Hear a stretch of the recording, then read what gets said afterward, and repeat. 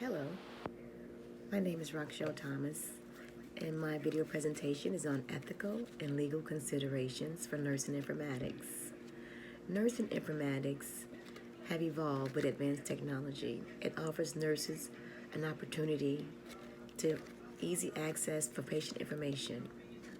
It also allows nurses to work and communicate interoperably with other entities in the health facility. According to the ANA 2015, there are 95% of healthcare facilities that are using nursing informatics. Nursing informatics has been an easy, accessible tool that nurses use. We can use nursing informatics with our cell phones, mobile technology, tablets, also iPads, and also we use it with our computers. We're able to communicate with other entities by providing recommendations and treatment plans for patients. Usually we had to have conference calls, or maybe we had to have group discussions when we collaborated together with different entities to perform and come up with plans that was necessary for patients to have in order to get the right treatment done.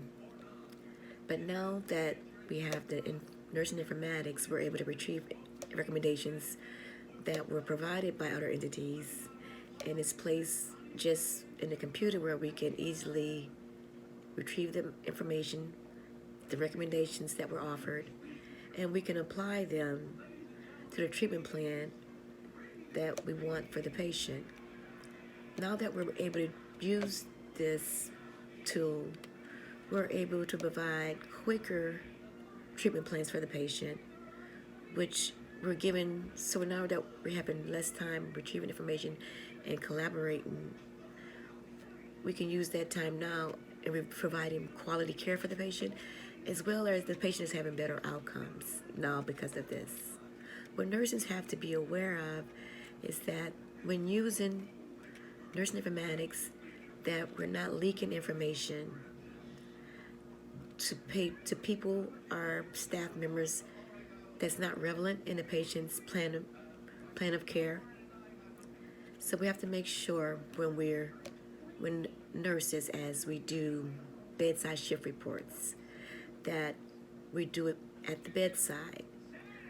The only reason why sometimes we do not do it at the bedside, if the patient has visitors and the visitors may not be the immediate family of the patient, so we don't want to give information to visitors that it's not relevant to the patient's care, and it's not giving the patient's its privacy and its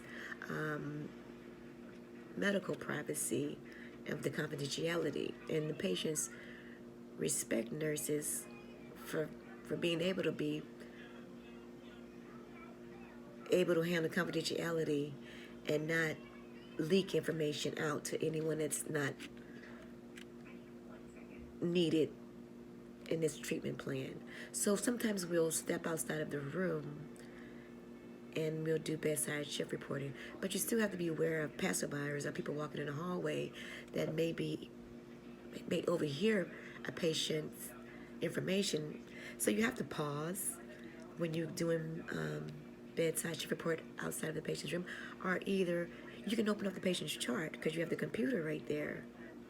Everything is mobile, so you can just show something that's pertinent that you want the oncoming nurse to know, and just point to it, click to it, and you're not verbalizing that information outside in the hallway.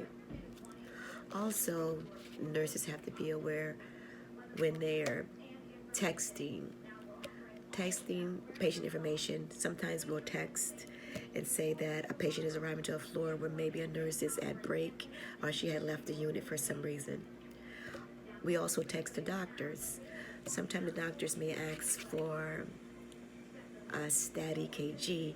He could be in a procedure room, or he may be still having office hours.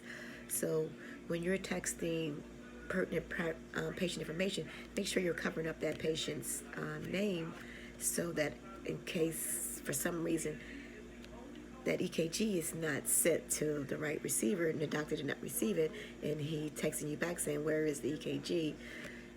That patient's EKG, patient and private information, can be sent somewhere else. So you have to make sure when you're texting that you're being cautious about the name of the patient. Make sure that it's not visible for anyone to see. If the doctor asks, just say that it's such and such a room, last name, when you text. Also, you have to be aware when you're trying to get rid of patient information. The shredder is the possible and the most important aspect of getting rid of patient information. Not just throwing it into the trash or tearing it or ripping it up or putting it in the trash can in the patient's rooms. Sometimes once patients have completed their antibiotic, their IV antibiotic, their name, their birthday is still on that antibiotic. So you have to remove that and still bring it to the shredder. The shredder is the only way that that information is going to be completely removed out of sight of anyone trying to pick up patient information. Also, when we do printouts, sometimes we do printouts for patients for discharge or post procedures. Sometimes we'll do printouts that may have patient discharge instructions on. You have to make sure that once you've copied the information, that you're not leaving it on the copier, that you're not leaving it just on a desktop. You make sure you place it in the shredder. That's the only way you're going to get rid of extra copies of patient information, and it won't be visible for passerbyers. That's not relevant to the patient's care or treatment of patient care to be noticed. Sometimes nurses, staff may lose their electronic devices. This happened before it was a big case. I think it was like in 2012 though it happened, and someone lost their laptop and they had like 300 or more patient information, their home addresses, their social security numbers on them. So we have to make sure that if we use mobile devices at work, even if the organization facility that you're working for has bought them for you, make sure that it's encrypted, where the software is encrypted, so where the patient information, if you do lose a device, they're unable to open it up and get that patient's information. Also, there's also like access tools we use. Like when we're at work, we use access tools. Make sure that you use a two-way authentication to get into your device if you should lose it.